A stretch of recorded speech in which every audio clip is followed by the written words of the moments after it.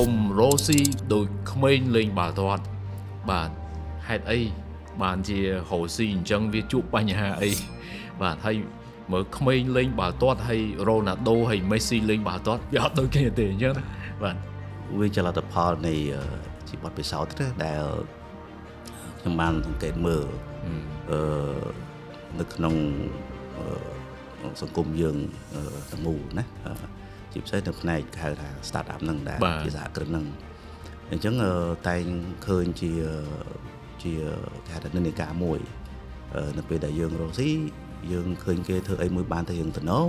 យើងគ្រាន់ក៏យើងធ្វើតាមគ្នាហ្នឹងឃើញឲ្យតែឃើញមានមុខរបរឲ្យមួយមកតំណងអញ្ចឹងយើងធ្វើតាមគ្នាហើយបាទ ដូចក្មេងលេងបាល់ទាត់ហ្នឹងគឺដណ្ដើមគ្នាបាទយើងរស់ស៊ីយើងដណ្ដើមនឹងគ្នាបាទបើគេលក់កាហ្វេយើងលក់កាហ្វេដែរហ្នឹងហើយអញ្ចឹងឃើញគេធ្វើអីជោគជ័យយើងធ្វើអាហ្នឹងដែរ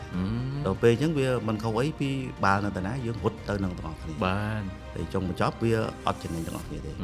វាមានបញ្ហាទាំងអស់គ្នាបាទក្មេងដណ្ដើមគ្នាទាត់បាល់តែមួយបាទអានេះដែលភក្ត្រាមើលឃើញណាបាទអញ្ចឹងទេសេដ្ឋកិច្ចវាមិនសូវជាល្អមកទេបាទអញ្ចឹងណា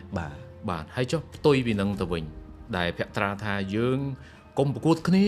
បាទយើងគួរតែបតិកលាគ្នាវិញអានឹងមានន័យយ៉ាងម៉េចវិញអានេះបើយើងមើលទៅថាសេដ្ឋកិច្ចក៏វាមិនខុសពីគេហៅថា ecosystem ណាគេហៅថាប្រព័ន្ធ ecology បាទអញ្ចឹងវាមានច្រើនផ្នែកវាថា system គឺវាមានច្រើនផ្នែកហើយច្រើនផ្នែកមួយត្រូវការបតិកលាគ្នា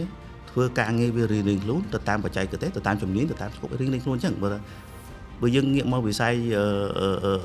សេដ្ឋកិច្ចវិញក៏ដូចគ្នាដែរព្រោះថាសេដ្ឋកិច្ចទាំងមូលយើងមានវិស័យអីខ្លះ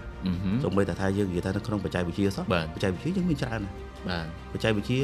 បើយើងនិយាយ app យើងមាន app ច្រើនបាទសូម្បីតែការគ្រប់គ្រងអាជីវកម្មមួយក៏មាន app ច្រើនណាស់ក៏មាន app ច្រើនបាទ app ច្រើនណាស់ដឹកជញ្ជូនក៏មានបាទដឹកជញ្ជូនក៏មានការគ្រប់គ្រងបើនិយាយថា ERP ណាក៏គ្រប់គ្រងអាជីវកម្មហ្នឹងដូចថាគ្រប់គ្រងបុគ្គលិកគ្រប់គ្រងផែនការ